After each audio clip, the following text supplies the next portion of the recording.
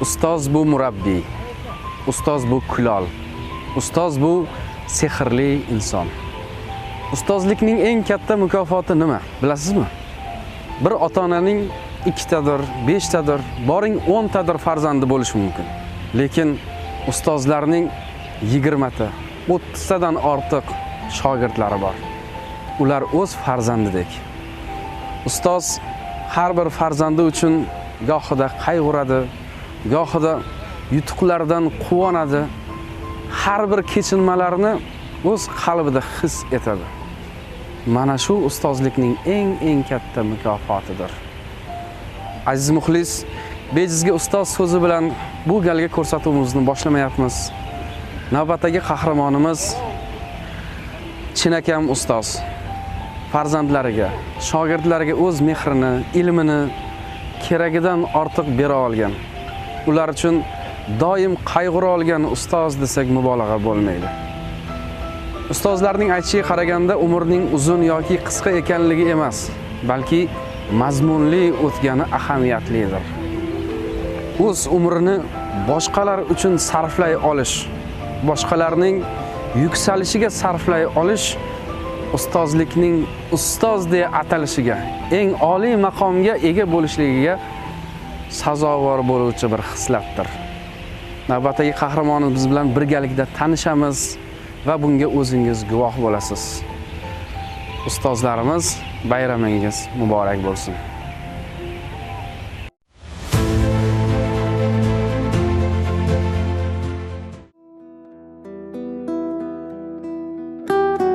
Isaqov Islom Tashtanovich. U 1965-yilning 17-may sanasida oddiy dehqon oilasida tavallud topgan. 1972-yil 12-sonli o'rta maktabning 1-sinfiga ilk qadamini qo'ygan. O'qishni esa 10-sonli o'rta maktabda davom ettirib, 1982-yilda a'lo baholarga tamomlab, Toshkent davlat chet tillari institutining nemis tili fakultetiga o'qishga kiradi. 1983-85-yillarda institutdan harbiy xizmatga ketdi. Qozog'istonning Jambul shahrida xizmat qiladi. Yigitlik burchini ado etgach, oliygohda o'qishni davom ettirib, 1989-yili tamomladi va ilk bora o'qituvchilik faoliyatini o'sha o'zi o'qib bitirgan maktabning rus tili guruhlariga nemis tili fanidan bilim bera boshladi. U o'zini ustida ishlab, yanada kuchliroq bilim berish maqsadida 1995-yili Germaniya davlatining Düsseldorf va Berlin shaharlarida malaka oshirib keladi. Faoliyati davrida bir necha ko'rik tanlovlarda ishtirok etib, yutuqlarga erishdi. Jumladan 2010-yili o'qituvchi 2010 ko'rik tanlovida nemis tilidan viloyatda 1-chi, respublikada esa 4-o'rinni qo'lga kiritadi. Shu davr ichida maktabning ilmiy bo'lim mudiri, direktor o'rinbosari, yaqin 18 yil rahbarlik lavozimlarida ishladi. Hayot beshafqat, umr to'xtamaydi. Mana bu yil nafaqaga chiqib, hozirda oila davrasida turmush o'rtog'ining sevikli yori, bir nafar o'g'ilning suyangan tog'i, 2 nafar qizning esa ishongan bog'i va qolaversa 2 nafar nabiraning suyukli bobojonisi bo'lib, nafaqa gashtini surib yuribdi.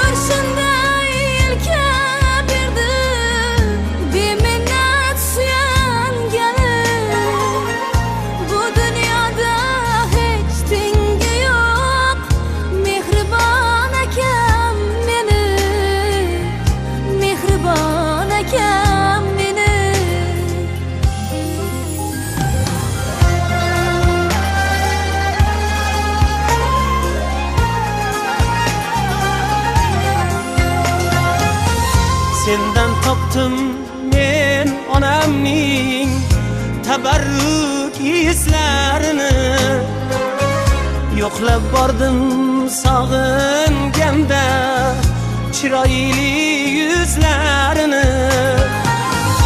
O'pkam to'lib, ko'nglim to'lib, yashirdim ko'z yoshimni.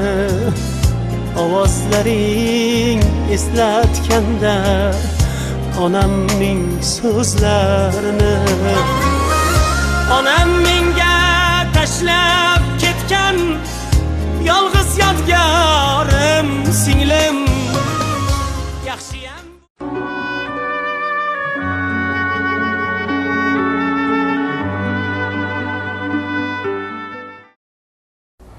biz oilada 7 qiz, 1 o'g'il. Ota-onamizni Xudo rahmat qilsin. Ota-onamiz hammamiz o'qitdilar, ishli joyli qildilar. Bizni shunchalik qilganlarida Islom akamning ham hissalari bor. Islom akam bizga kenja bo'lganimiz uchun bizga ajoyib narsa qilardilar. Barnoxon ukam bilan ubularni yesak, biz bilan talashib, tortishib yerdilar. Unda student bo'lardilar. Biz Barnoxon ukam bilan tortishsak, bizni ko'yirdilar. Hattoki dolcha olib yesak ham bo'lib beraman sizlarga. Sizlar ko'p yeb qo'ysizlar deb bizni kuldirib yurardilar. Juda ajoyib inson bo'lganlar. Biz yoshligimizni ko'p eslaymiz.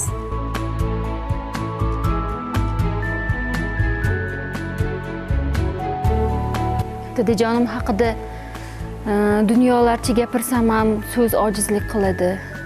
Dadajonim dunyodagi eng yaxshi otalar, eng yaxshi turmush o'rtoq, singillari uchun eng yaxshi aka, uka, eng yaxshi o'g'il, farzand, dunyodagi eng yaxshi dadajonim. Umrlari uzoq bo'lsin, bizni baxtimizga, oilamizdagi eng katta tirgagimiz dadajonim. Mana shu bitta yolg'iz indimiz shunaqa aqlli bo'lib, hammamizga mehribon bo'lganlar. 7 ta qiz bo'lgan bo'lsak, hammamizga shunaqa chiroyli muomala qiladilar. Hattoki jiyanlarga ham chiroyli muomala qiladilar. Yoshligimizda bo'lgan voqealar juda qiziqarli voqealar ko'p bo'lardi. Akajonim, dadajonim yo'q paytlarda ham bizni baholarimizni tekshirardilar. Qiziq bo'lgan voqealar, akamlar Toshkentda o'qiganlar.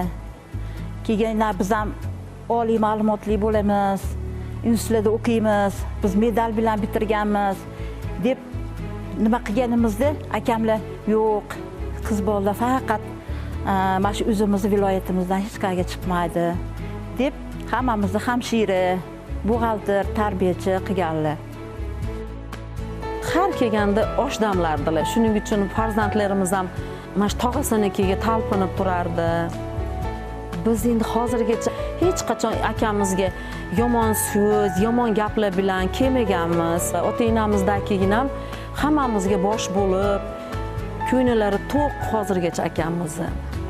Akam endi mehnatkashliklari o'tgandir. Bola tarbiyasi, akam ham juda ajoyib bola tarbiya berganlar, sirli bo'lganlar. Hozirgacha akamizga ortiqcha gap gapira olmaymiz.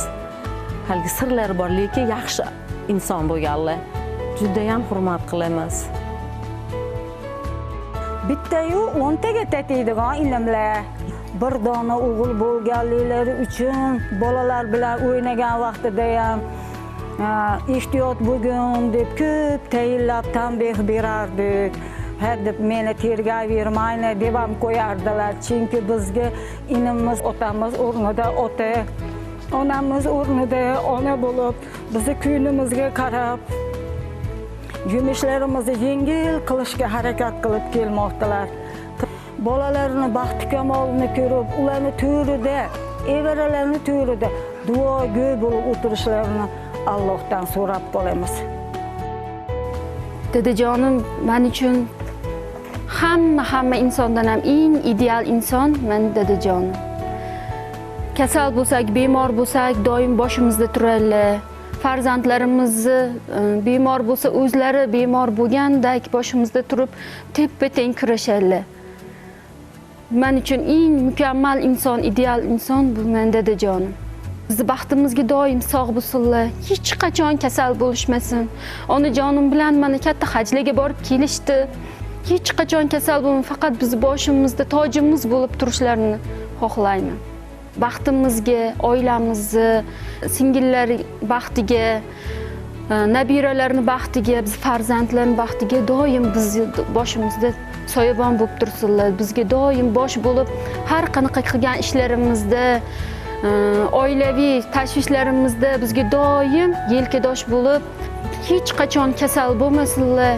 Doim bizni baxtimizga sog' bo'lib, bizga bosh bo'lib yursinlar. Akajon, doim sog' bo'ling.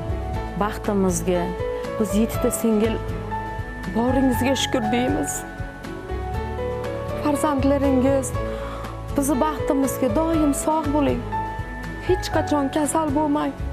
Kasal bo'lsangiz 7 ta singil hech ham chidamaymiz. Sog' bo'ling ilohim.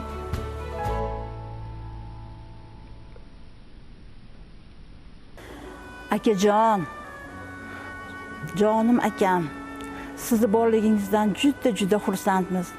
Dunyo turguncha turing akajon, mehribon akajonim. Men sizni juda yaxshi ko'raman. Bizning yoshlik chog'larimiz mana shu joylarda o'tgan. Otam kolxozda suvchi bo'lib ishlaganlar. Onam ham kolxozda ishlaganlar. Lekin shunchalik ota-onamizni kolxozda qiynalib, azob chekkanliklari uchun har bitta farzandimni o'qitaman deb niyat qilib qo'yishgan ekan. Xudo rahmati, mana hamma niyatlari ro'yobga chiqib, singillarimizni ham hammalari o'qishgan. Men ham Toshkent davlat chet tillar pedagogika oliygohini 89-yilda bitirib, tumanimiz markazidagi 10-maktabda yaqin 35 yil ishladim. Ota-onamizdan rozimiz. Bitta armon deydi. Endi bilmadim. Buni armon deb aytiladimi yoki yo'qmi? Bizni ota-onalarimiz davrlarida haj, umra safarlarga borish unda yo'lga qo'yilmagan. Chunki 2011-yilda bir oy ichida ham otam ham onamdan ajralganman. Doim birga bo'lsinlar, birga davron sursinlar. Doim birga. Eng katta hayotimdagi zarba ana shu bo'lgan. Shunchalik qilib Alloh bizni qo'llayapti. Shukr. Bu yurtimizning tinchligini, uni farovonligini ta'minlab turgan mana prezidentimizga hamda yurtimizning rahbarlariga ming rahmat. Xudoga shukr, yurtimiz tinch. To'ylar ko'p. O'qituvchilikdan tashqari kasb qilganman. 20 yil atrofida hozir xalqimizni to'ylarini, oshlarini qilib yuribman. Bu ham bir ne'mat ekan. Rus tilida aytganda klient deydi, klientimiz yaxshi. Xudoga shukr, muxlislar ko'p. Bizga ham muxlislarimiz, san'atkorlarning muxlisi bo'ladi deb aytadi, lekin powerlarning ham muxlislari bor. Mana hozir turib aytaman-da, shu yoshga yetib armoning bormi desa, bu aytmoqchi, qani edi. Biz ham shu ota-onamizni tiriklar paytida shunaqa imkoniyatlar bo'lganda, ota-onamizni hajga olib borib, ularni yoki umraga olib borib, umra safarlariga olib borib ziyorat qildirib kelishi o'zimga shu armon deb bilaman. Ayrimlarni ko'rib, ota-onasini yelkasiga opichlab olib, shu aylaganda ko'zingizga bexosdan yosh keladi. Kelib, qani edi, biz ham ota-onamiz tirik bo'lganda albatta olib borardik deb yuragimizni bir chekkasidan nima qilamiz. Xudo bergan ne'matlar 7 ta singlim bor. Xudoga shukr. Ularni duosini olib, ularni holidan xabar olib, ilojini boricha mushkullarni oson qilishga ozgina bo'lsa ham o'zimni hissamni qo'shyapman deb o'ylayman. Erishayotgan yutuqlarim mana shu singillarimni meni duo qilib o'tirishganlar. 7 ta singil birdaniga duo qilsa, albatta shu ishingiz yaxshi bo'laveradi. Ana shu singillarim hammasi yaxshi. Hammalarni yaxshi ko'raman. Qorda yoppoq ko'ngillarim, bog'imda rayhon gullari, baxtimga yaxshiyam siz bor, aziz opa singillari.